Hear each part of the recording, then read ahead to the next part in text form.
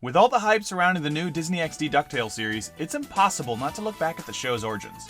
DuckTales premiered in 1987 and ran for 100 episodes before ending 3 years later in 1990. But a lot of fans don't remember the show from its first run, they remember it from its days in syndication in the early 90s, as one of 4 iconic animated shows that launched a legendary block of after-school programming. Let's talk about the Disney afternoon.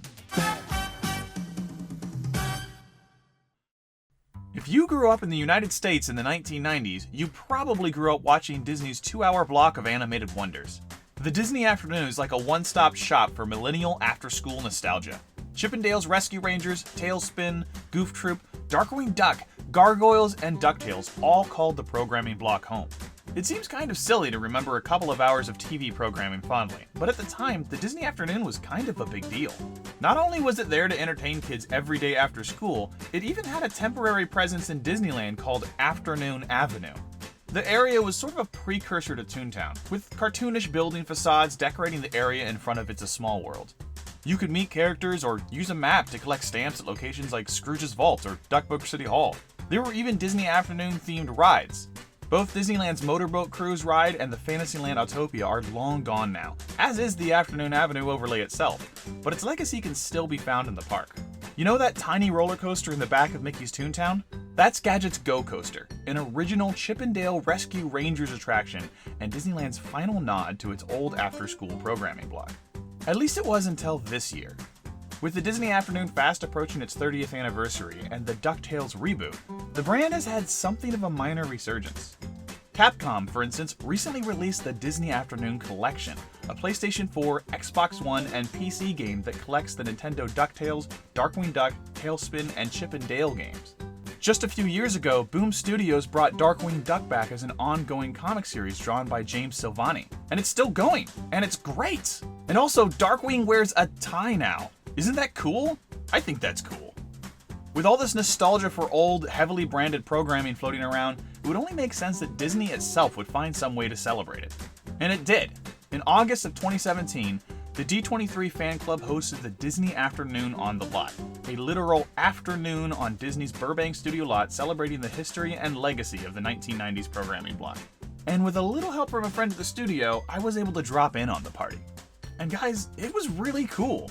The event was kind of like an extra-long Comic-Con panel dedicated to all things Disney Afternoon, one with an all-star cast of Disney TV animation superstars and historians.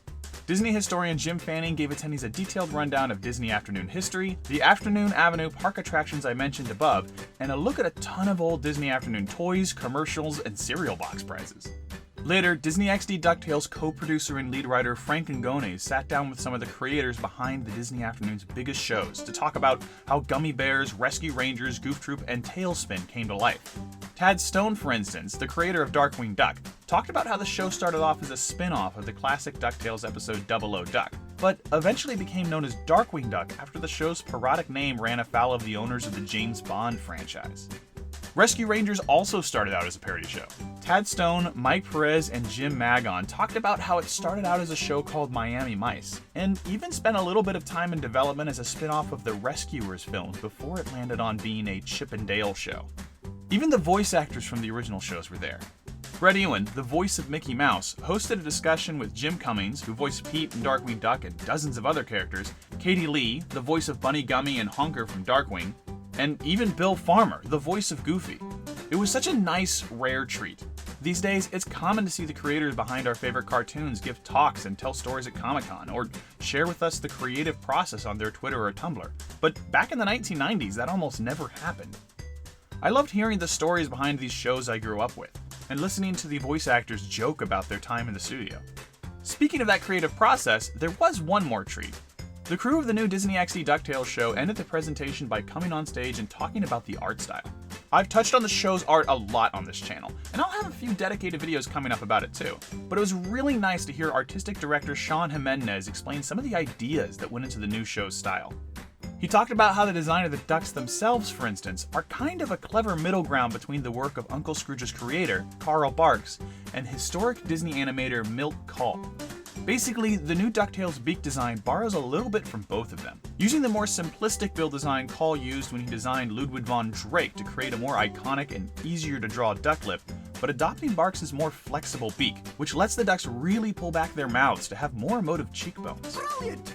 More than that, Jimenez went into detail about the show's flat comic book style, explaining how they drew inspiration not only from Barks' original comics, but other classic illustrative works like The Adventures of Tintin, merging both to create an iconic living comic book feel. He also mentioned how important material was to this style. Behind every background, there's a high-resolution newspaper pulp texture.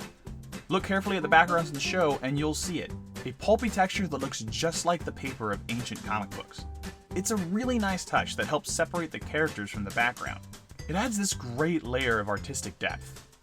They talked about so much else too, but recording of the event was off limits, so I was only able to remember a few snippets. Frank mentioned that future episodes would take place in locations like Mount Neverest or the jungles of South America. He even showed us one in a preview clip of episode 7, The Lucky House of Gander. Unfortunately, it was exclusive, so I don't have a clip to share, but in it, we saw a sprawling casino city and the reveal of a fan-favorite character, Scrooge McDuck's other nephew, Gladstone Gander. Gladstone's kind of known as the luckiest person in Duckburg. He never has to work or get a job or do anything. A good life just always falls in his lap. Apparently in this version of DuckTales, Gladstone and Donald grew up together, seemingly living together as kids. The clips for this were hilarious, and they really drive the point home that Gander is just as lucky as Donald is unlucky. Who gets stuck with all the bad luck? No one but Donald Duck. I think the clip also hinted at a Launchpad story. The preview ended with him promising to go help a girlfriend in trouble, and putting on this hard-boiled voice as he swore to come to her rescue, which I think might be the start of a tribute to a story from the original series, 00 Duck, you know, the one that inspired Darkwing. Throughout the presentation, they showed off old episodes of Disney afternoon shows too. It was great, and when the presentation was done, they let us out into the lot for literal afternoon snacks. These were really cool too. Peanut butter and jelly sandwiches shaped like Mickey's head, pizza bagels, mac and cheese, and cookies, all washed down with an ice-cold glass of milk in white, chocolate, or strawberry. There were photo ops all over the place too, and a DJ playing cheesy 90s tunes. They even brought out some of the old costume characters left over from the Disneyland Afternoon Avenue. At the end of the day, it was a really nice event. I learned a lot about some of my favorite old shows, I got a chance to talk to the creators of the new DuckTales series, and I had just about the best Disney afternoon I've ever had. I wish it was something everybody could experience, but like all D23 events, this was just a limited time thing.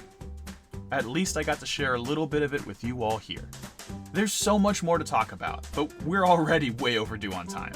If you want to hear more about old cartoons, the new DuckTales, and animation nerdery in general, go ahead and click on those like and subscribe buttons. I'll be back with more editorials and cartoon talk soon. In the meantime, I just want to thank everybody for watching. This channel has really blown up in the last few months, and I owe it all to you guys. Thanks for joining me and being a weirdo fan. You're all awesome. Until next time, take it easy, Internet, and have a great Disney afternoon.